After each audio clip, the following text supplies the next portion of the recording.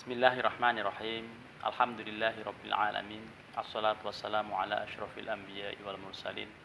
Sayyidina wa habibina wa syafi'ina wa maulana Muhammadin sayyidil awwalin wal akhirin wa ala alihi wa ashabihi at-tayyibin at-tahirin. Amma ba'du. Alhamdulillah para pemirsa dimanapun Anda berada. Pada kesempatan yang singkat ini Al-Fakir ingin menyampaikan satu kajian tema khusus terkait dengan penutupan masjid karena ada pandemi corona. Di berbagai tempat khususnya di DKI Jakarta sejak 2 minggu yang lalu dan juga di wilayah Tangerang Selatan dan sekitarnya, bahkan juga di Jawa Tengah telah banyak masjid-masjid yang ditutup untuk menyelenggarakan sholat Jumat khususnya dan juga sholat 5 waktu pada umumnya. Hal ini bukan tanpa dasar dilakukan oleh takmir dan pengurus masjid di berbagai tempat. Menjadi dasar yang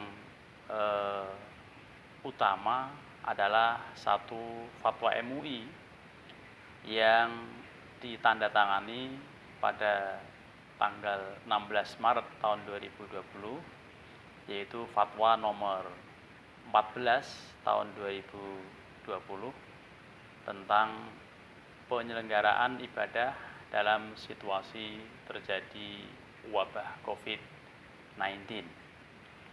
Di dalam fatwa itu diungkap bukan hanya dalil-dalil, tetapi juga mulai dari konsideran, menimbang, mengingat, dan seterusnya sampai akhirnya memutuskan. Dan keputusannya meliputi 2 macam, yaitu pertama ketentuan umum dan yang kedua ketentuan hukum.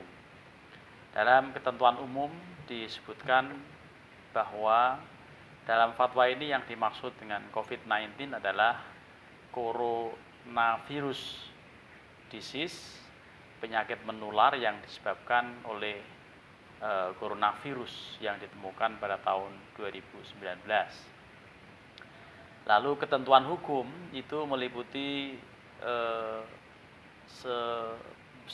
item, ya, terkait dengan penutupan masjid atau penyelenggaraan sholat Jumat yang ditunda dengan cara kemudian melakukan sholat duhur ada pada ketentuan nomor 4.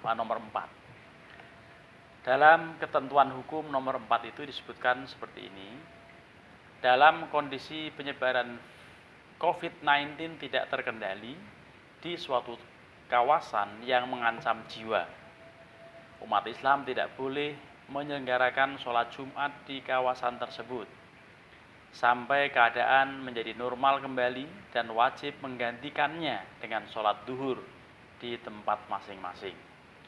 Demikian juga tidak boleh menyelenggarakan aktivitas ibadah yang melibatkan orang banyak yang diyakini dapat menjadi media penyebaran COVID-19, seperti jamaah sholat 5 waktu atau rawatib, sholat taraweh, dan sholat id di masjid atau tempat umum lainnya, serta menghadiri pengajian umum dan majelis taklim. Inilah ketentuan pasal yang menjadi rujukan tidak diselenggarakannya sholat Jumat dan pelaksanaan sholat jamaah, sholat rawatib. Di dalam pasal ini disebutkan mengenai dalam kondisi penyebaran COVID-19 tidak terkendali di suatu kawasan yang mengancam jiwa. Ini mengancam jiwa artinya sangat membahayakan apabila tetap diselenggarakan, karena di situ terjadi kerumunan orang, ya, baik pada saat menyelenggarakan majelis taklim, peringatan PHBI, ya, peringatan hari-hari besar Islam, kemudian majelis taklim, sholat jamaah 5 waktu termasuk di dalamnya sholat Jumat. Kalau terkait sholat jamaah barangkali tidak menjadi soal karena hukum sholat jamaah sendiri sunnah muakkadah atau sunnah. Sedangkan sholat Jumat ini yang menjadi masalah, yaitu sholat Jumat itu wajib. Lalu dalam fatwa ini disebutkan ketika memungkinkan bisa mengancam jiwa, maka penyelenggaraan sholat Jumat harus tidak diselenggarakan di situ. Ini kemudian banyak masjid di wilayah DKI dan juga di Tangerang Selatan, di Jawa Tengah, di berbagai tempat yang masuk dalam red zone atau kawasan merah, yang dalam bahasa fatwa ini adalah kawasan yang tidak terkendali penyebaran COVID-19. Nah, karenanya ini yang menjadi landasan utama, walaupun di sana sini masih banyak kita temukan masjid-masjid yang tetap menyelenggarakan. Tentu ini menganggap, pengurus masjidnya itu menganggap bahwa dalam kawasan tersebut belum terjadi hal yang sangat membahayakan sampai mengancam jiwa. Termasuk di masjid yang saya tinggal di kawasan Pamulang atau kawasan Serpong ini masih tetap dijalankan, walaupun dengan menutup masjid, artinya menutup pintu utama, tetapi adzan tetap dikumandangkan dan jamaah juga masih menyelenggarakan, walaupun dalam rangka untuk mengantisipasi cara menyusun shaf atau barisan dalam sholat tidak seperti biasanya. Jadi mengambil jarak bisa setengah meter bahkan 1 meter antara satu dengan yang lain, dan tetap membawa sajadah masing-masing, dan juga semua karpet digulung. Ini semuanya dalam rangka kehati-hatian. Bahkan di berbagai tempat sudah ada sanitizer, kemudian pencuci tangan baik yang melalui air mengalir maupun yang tidak mengalir. Ini bagian dari yang dilakukan, merupakan satu ikhtiar yang mudah-mudahan kita semuanya terhindar dari COVID-19 yang sangat berbahaya ini. Kita juga tahu bahwa dalam waktu dekat, tidak lebih dari 3 minggu dari sekarang atau sekitar 3 minggu, tepatnya nanti tanggal 24 April tahun 2020 akan memasuki bulan suci Ramadan.